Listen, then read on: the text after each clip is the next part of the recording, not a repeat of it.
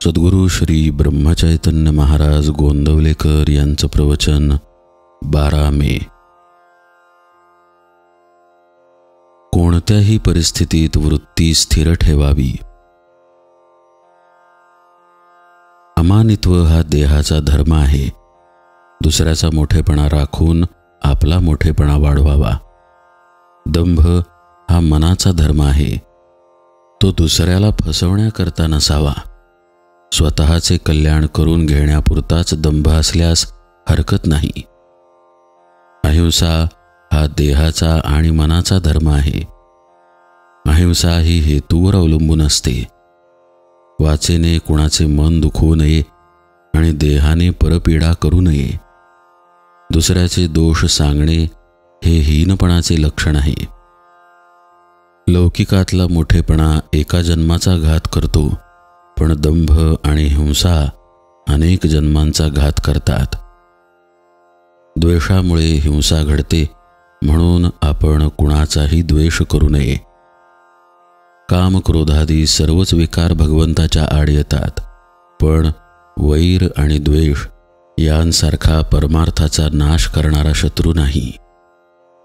स्वार्थामुळे द्वेष घडतो। स्वार्थ जायला नामासारखे दुसरे साधन नाही।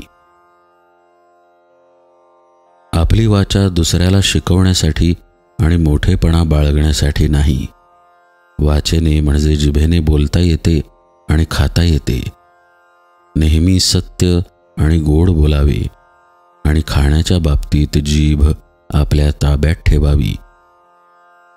स्वतःची चित्तशुद्धी करून घेऊन संतांचे गुण आपल्या आचरणात आणण्याचा प्रयत्न करावा। अभिमानाचे विष जिथे येते तिथे नामाची आठवण ठेवावी। हिरण्यकश्यपूच्या ठिकाणी देखील भगवंत नव्हता असे नाही, पण कुंपण फार वाढल्याने शेत दिसेनासे व्हावे तसे हिरण्यकश्यपूचे झाले। स्वतःच्या ठिकाणी भगवंत आहे हे हिरण्यकश्यपू अभिमानामुळे विसरला। त्यामुळे भगवंताला खांबात दिसावे लागले। अभिमान जरुरी पुरताच ठेवावा। मी रामाचा आहे असा अभिमान धरावा। नामाची कास धरावी।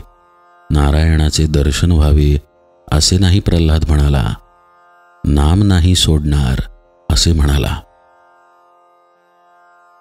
लहानपणाची वृत्ती चांगली असते। लहानपणात चूक नाहीच आणि सगळा फायदाच असतो। भगवंताजवळ आपण लहान मूल झाल्याशिवाय त्याला कृपेचा पान्हा फुटणार नाही। म्हणून आपण भगवंतापाशी लहान व्हावे। लहानपण हे वयावर अवलंबून नसून आपल्या वृत्तीवर अवलंबून असते। कोणाविषयीही वाईट विचार मनात आणू नयेत, त्यापासून आपलेच मन गढूळ होते। माझा प्रपंच जसा व्हायचा असेल तसा होवो, पण तुझा विसर मला पडू देऊ नकोस असे परमेश्वराला अनन्यतेने म्हणावे। मला खात्री आहे तो तुमच्या सहाय्याला आल्या वाचून राहणार नाही।